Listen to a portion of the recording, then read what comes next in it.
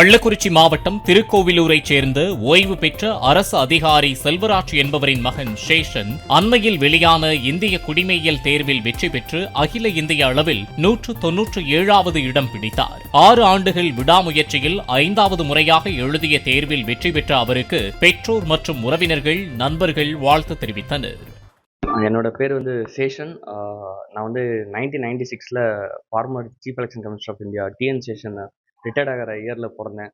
அவரோட பெரிய இன்ஸ்பிரேஷனால் அப்பா எனக்கு அவரோட பெரிய வச்சு அவர் மாதிரி ஒரு ஐஏஎஸ் ஆஃபீஸர் ஆகணும்னு சொல்லி என்னை சின்ன வயசுலேருந்து மோட்டிவேட் பண்ணார்.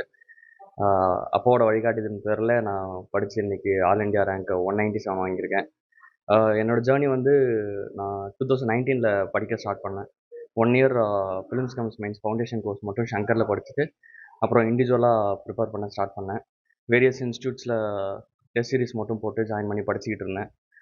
எனக்கு கூட 2019 என்னை ப்ராப்பராக கைட் பண்ணது என்னோட மென்டர் மிஸ்டர் கார்த்திக் ஆர்னு.